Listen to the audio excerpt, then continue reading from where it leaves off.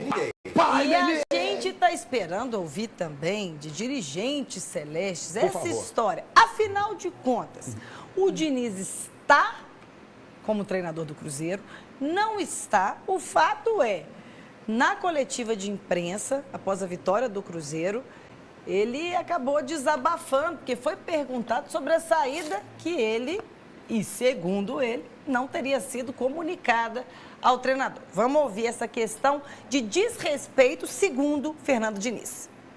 Aquilo que foi feito em termos de trabalho aqui, desde que eu cheguei aqui há 2 meses e meio, eu não tenho queixas de maneira absoluta. Acho que a gente trabalhou muito, os jogadores se dedicaram ao máximo, foram muito comprometidos, muito sérios. Tivemos uma série de fatores que não permitiu que o Cruzeiro pudesse ter a tão sonhada vaga na pré-Libertadores ou até na Libertadores. Eu estou aqui há 2 meses e meio e foram 15 jogos, sendo que 2 a gente colocou o time totalmente reserva para jogar, então foram 13 partidas. O futebol brasileiro é tudo muito imediato, os resultados foram muito ruins, eles não são defensáveis. As maiores contratações do Cruzeiro em termos assim de mercado foi o Wallace, o Matheus Henrique e o Jorge.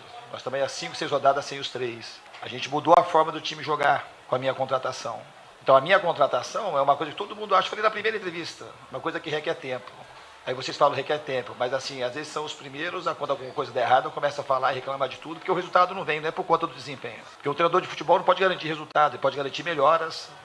Eu acho que os jogadores melhoraram de maneira geral. O que eu posso dizer assim, que eu me dediquei ao máximo, com a seriedade máxima que eu tenho, sem ceder a esse sistema perverso de que achar que uma pessoa boa é ruim por conta do placar final do jogo, que é o que a gente gosta de fazer. E em mim não vai colar, nem hoje, nem hora nenhuma. Não, Diniz, não, o time não teve melhoras significativas, foi o mesmo time modorrento, adoro esse termo, preguiçoso. Foi o mesmo time que a gente viu cair o rendimento do Matheus Pereira, por exemplo, que com o Seabra tinha um outro tipo de rendimento. O Caio Jorge não foi muito diferente daquele que era com o Seabra. A gente jogou muita pedra nele, quando ele, por exemplo, evidentemente no sentido figurado, ali naquele jogo contra o Internacional, quando ele perde o pênalti. Depois chegamos na final da Sul-Americana por causa de gols importantes dele. A principal contratação do Cruzeiro esse ano foi o Cássio. Foi isso. O Cássio, inclusive, que ontem impediu que o Juventude fizesse ali um empate ali, com um sistema defensivo que é muito fraco com você. Seu sistema defensivo, e eu falei esses números aqui recentemente, desde a época que você estreou lá em 2009, com as equipes que você estreou, a única equipe que teve um resultado significativo foi o Fluminense, mesmo assim, porque o ataque do Fluminense fazia muitos gols, porque era um ataque de muita qualidade, mas muita qualidade mesmo. Não me surpreenderia se você fosse demitido, e em cima do que você falou ontem na sua entrevista coletiva, você sabe que o futebol é sobre isso. Eu, particularmente, posso falar se concordo ou não concordo. Eu não concordo. Eu acho que a coisa tem que ser feita olho no olho. É realmente muito chato você descobrir as coisas pela imprensa, pela forma que as coisas acontecem.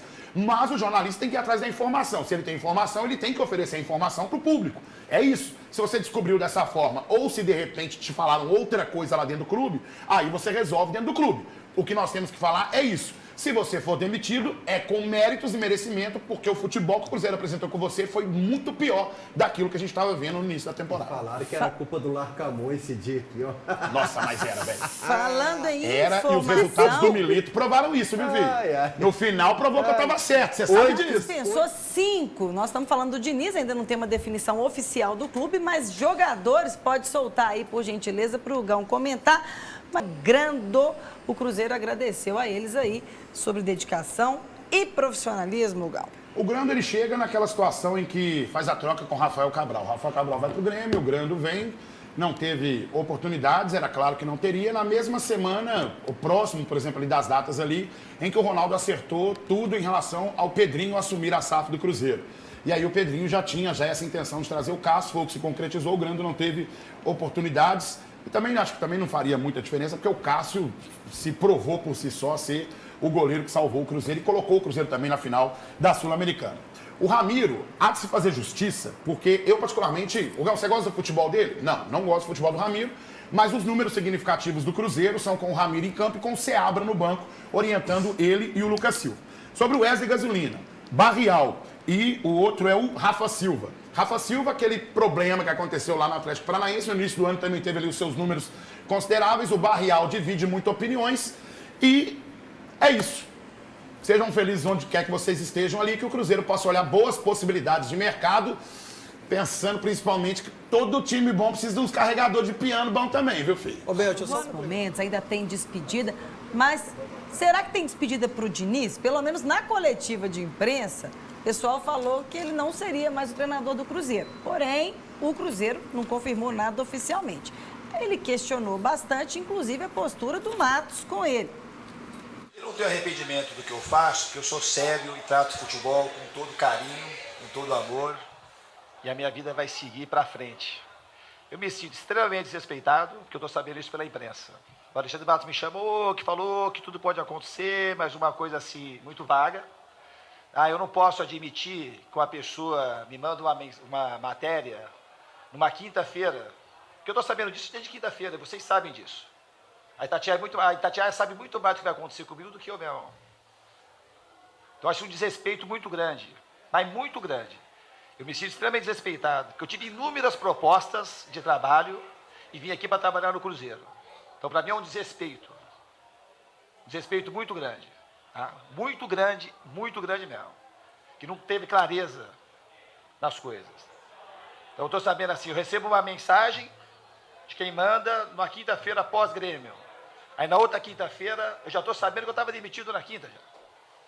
Porque foi vocês mesmo que começaram a divulgar. Eu não acompanho vocês, não acompanho nada. Mas de tanto falar, com tanta riqueza de detalhes, chegou para mim, o Alexandre Matos me falou uma conversa assim. Conversa do muro. Se não acontecer nada, então está tudo certo. Mas eu sou homem para vir aqui e terminar. Porque eu nunca deixei um trabalho na minha vida. Que eu sei daquilo que eu faço, das convicções que eu tenho. Então o trabalho, ele foi bem realizado e teve resultados ruins. Em algumas partidas nós jogamos mal. Poucas partidas nós jogamos mal. E o trabalho do técnico é pelo que o time produz. Se fosse para fazer isso comigo, assim, não devia ter me contratado, eu também não devia ter vindo. Mas eu não me arrependo de fazer, porque eu fiz o certo. Eu vim para a instituição que eu queria vir, que eu tenho um respeito muito grande, joguei aqui e tinha muito mais coisa para fazer. Aí, contra o Palmeiras, jogamos com o time todo quebrado. Aí queria que ganhasse fácil do Palmeiras. Aí vem quem ganhou do Juventude aqui. Mas eu me sinto muito desrespeitado, e eu respeito as pessoas. Ninguém olhou no olho, é assim ou é assim, não teve isso. Teve uma conversa de muro. Mas já sabia. Que eu não sou tonto, então quando vem esse tipo de coisa, eu estou no futebol há muito tempo, faz 40 anos que eu milito no meio do futebol. Então é isso que a gente tem que saber conviver. Aqui a imprensa sabe antes dos profissionais que estão dentro, porque a gente vive mais para fora do que para dentro. Não é para dentro, não. O que é para dentro não vale. Vale só se ganhar o próximo jogo. Eu não vivo assim, eu acho uma mediocridade viver assim. É muito medíocre ser isso. Eu luto a minha vida inteira por conta disso, eu não me resumo a placar final de partida. Eu não sou campeão da Libertadores, eu sou muito mais do que campeão da Libertadores, eu sou uma pessoa. É isso que vocês tentam fazer com os jogadores. Quando perde agora, o Tevez fez um gol, vocês vão exaltar. Se um dia ele perder 2 gols, ele não presta mais para jogar no Cruzeiro. E como é que a gente quer mudança? Mudança do quê? A gente quer isso aí, a gente quer sangue e audiência. A gente não quer o melhor para ninguém, nem na sociedade, nem no futebol. Então, para mim, esse é um desrespeito muito grande. Tá? Me sinto muito desrespeitado. Muito. Não me arrependo nada de ter vindo, porque eu venho com o coração aberto para fazer um trabalho justo e honesto. E isso, praticamente, os jogadores também vai perguntar se o cara não melhorou. Pergunta se o Mauro não melhorou, se o Willian agora não terminou bem a competição, se o Matheus Pereira não correu mais, não se dedicou mais, se o Castro não aprendeu a jogar melhor com os pés. Agora me trouxeram para quê? Fala assim, é isso aqui, ou ganha ou sai em 2 meses? Para que isso aí? Diniz, deixa eu te falar uma coisa que talvez você já saiba que no mundo do futebol é assim. O Ronaldo tá aqui, então. O Ronaldo que fardou, colocou o chuteiro e foi pra campo, ele sabe. O torcedor não quer saber, sabe, quem você é, com quem você é casado e tal, e etc. Seria até interessante se soubesse, de repente, quem somos nós enquanto seres humanos. Eu, por exemplo, tô de férias na praia, tô lá tomando meu suquinho de graviola, que adoro, né? O camarada passa e fala assim, e aí, Hugão? E o Gabigol?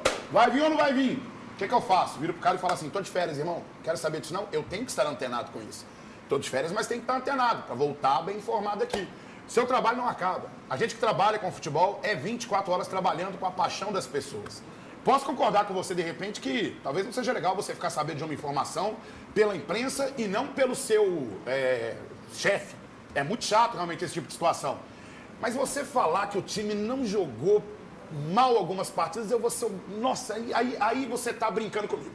Aí você tá tirando onda contra o torcedor cruzeirense. Você foi mal contra o Libertad nas 2 partidas, apesar de ter classificado. Você foi mal contra o Lanús, você foi mal contra o Racing.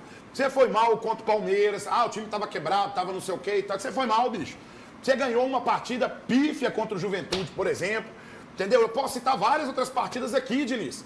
Você ganhou do Criciúma num sofrimento danado, Diniz. Você me ajuda aí, Diniz. De um time que já estava rebaixado. Então, pelo amor de Deus, vamos saber separar as coisas, beleza? É ruim receber essa informação, mas vamos ter a leitura de jogo, pelo menos, e do momento. E sim, Diniz, futebol é resultado. É bola na casinha. Não adianta você pensar dessa forma assim, eu melhorei, mas se a bola não entrou na casinha, não vai adiantar de nada.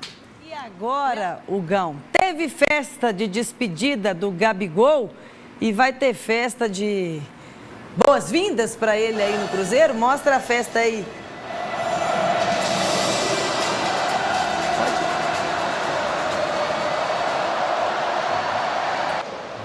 Bebel, o Gabigol tem em mãos a proposta do Cruzeiro. E agora começa aquela situação assim, o Santos está interessado, o México está interessado, o mundo árabe pode aparecer, o Japão não sei o quê, possibilidade de voltar para a Europa, isso e aquilo, outros times pleiteando. Claro, é um jogador de muito marketing, um jogador de muito nome, e quando eu falo muito marketing, não estou falando de maneira pejorativa, não. O marketing que eu digo é que chama muita atenção para ele.